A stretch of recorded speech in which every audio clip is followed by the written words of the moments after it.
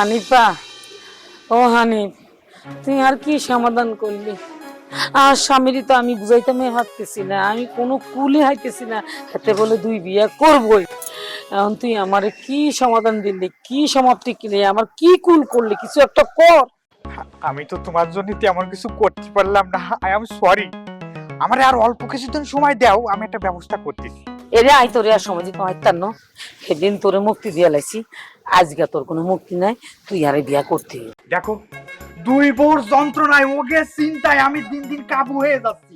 আমার ব্যবসা বাণিজ্য ডগে উঠিছে, দুই বউরে আমি ঠিক মতো খাওয়াতে পারি না। তোমার বিয়ে করে আমি কোয়ানে রাখবো, কি খাওয়াবো? এরে শয়তানের বাচ্চা, তুই তাহলে আর স্বামীর কাছে স্বীকার করলি কেন?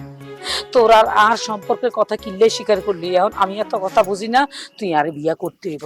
আরে রেশমি, তুমি আমার কথাটা একটু বুঝার চেষ্টা করো। নাই বুঝতাম না তোর কথা, আজকে তোর কোনো কথা শুনতাম না, বুঝতাম না। তুই আজকে এই মুহূর্তে আরে বিয়া করবি, চল চল। রেশমি, স্যার আসবো? ও রাসেল সাহেব, বসুন বসুন।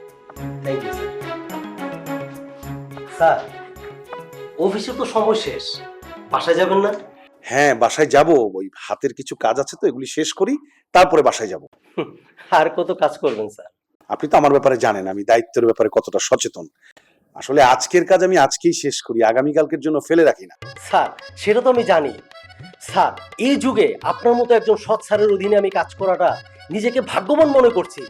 স্যার, আমি প্রতিনিয়ত আমার স্ত্রীর সাথে আপনার প্রশংসা করি স্যার। রাসেল সাহেব, এত প্রশংসা কেন করছেন?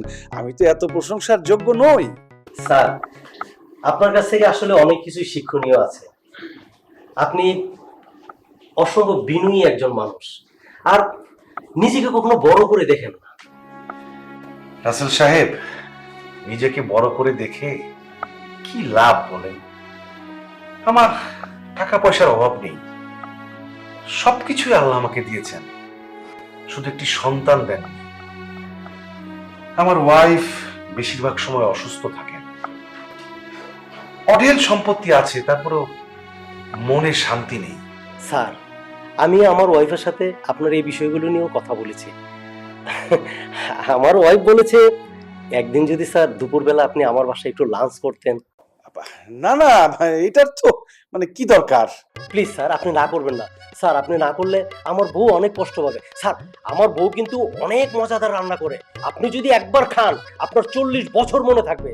আর স্যার, আমার বউ বলেছে সে নাকি নিজের হাতে সব রান্না করবে। তাহলে তো একদিন যেতেই হয় আপনার বাসায়। স্যার, তাহলে আপনি কবে আসবেন? সেটা সময় করে একদিন যাওয়া যাবে। স্যার, আপনি আমার বাসায় গেলে আমি অনেক খুশি হব স্যার, নিজেকে আমি ধন্য মনে করব। আচ্ছা ঠিক আছে, ঠিক আছে, অসুবিধা নেই, আমি যাব একদিন, আমি কথা দিলাম আমি যাব। ধন্যবাদ স্যার। স্যার, আমি তাহলে আসি স্যার। রাসেল সাহেব, জি শুনুন, খুবই জরুরি একটা ব্যাপারে আপনার সাথে একটু কথা বলি আমি। আমরা যে লোনগুলি দিচ্ছি, পেপারস গুলি ভালোভাবে চেক করবেন। লোন দেওয়ার ব্যাপারে কোনো রকম অনিয়ম এবং দুর্নীতি যেন না হয়। জি স্যার। স্যার, সবকিছু তো আপনার কাছ থেকে শিক্ষা নিয়েছি, আপনি একজন সৎ মানুষ, আমিও স্যার সৎ থাকারই চেষ্টা করবো ইনশাআল্লাহ। স্যার, আসেন। আসসালামু আলাইকুম। ওয়ালাইকুম আসসালাম।